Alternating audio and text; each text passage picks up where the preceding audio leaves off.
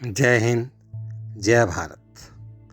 हमारा भारत देश एक विशाल देश है। क्या आपको मालूम है कि भारत को पहले सोने की चिड़िया कहा जाता था?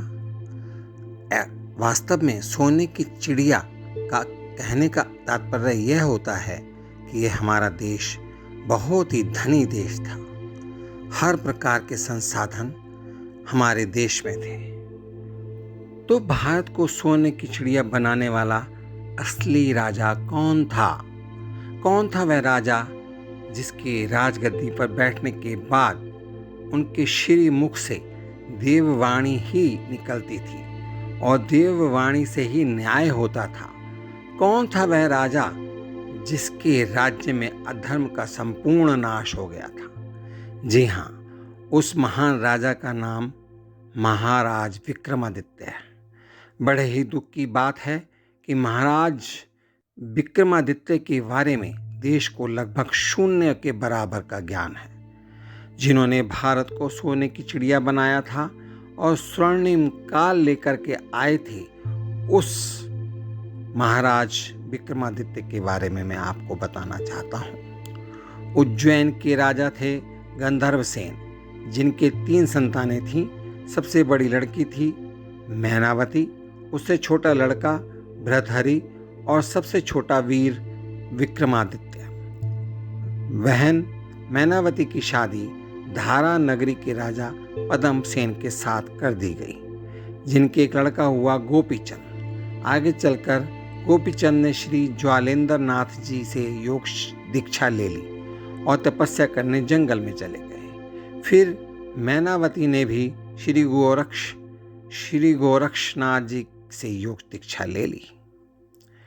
आज ये देश और यहाँ की संस्कृति केवल विक्रमादित्य के कारण अस्तित्व में है। अशोक मौर्य ने बौद्ध धर्म अपना लिया था और बौद्ध बनकर 25 साल राज्य किया था। भारत में तब सनातन धर्म लगभग समाप्ति पर आ गया था। देश में बौद्ध और अन्य धर्मों के लोग हो गए थे। रामायण और महाभारत जैसे ग्रंथ खो गए थे। महाराज विक्रमादित्य ने पुनः उनकी खोज करवा कर स्थापित किया। विष्णु और शिव जी के मंदिर बनवाए और सनातन धर्म को बचाया। विक्रमादित्य के 9 रत्नों में से एक कालिदास ने अभिज्ञान शाकुंतलम लिखा, जिसमें भारत का इतिहास है। अन्यथा भारत का इतिहास क्या है मित्रों?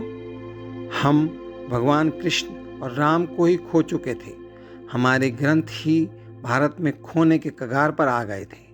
उस समय उज्जैन के राजा भृतहरि ने राज छोड़कर श्री गुरु गोरक्षनाथ जी से योग की दीक्षा ले ली और तपस्या करने जंगलों में चले गए। राज्य अपने छोटे भाई विक्रमादित्य को दे दिया। वीर विक्रमादित्य भी श्री गुरु गोरक्षनाथ जी से गुरु दीक्षा लेकर राजपाट संभालने लगे और आज उन्हीं के कारण सनातन धर्म बचा हुआ है, हमारी संस्कृति बची हुई है। महाराज विक्रमादित्य ने केवल धर्म ही नहीं बचाया, उन्होंने देश को आर्थिक तौर पर सोने की चिड़िया बनाया। उनके राज्य को ही भारत का स्वर्णिम राज्य काल कहा जाता है। विक्रमादित्य के काल में भारत का कपड़ा विदेशी व्यापारी सोने के वजन से खरीदते थे।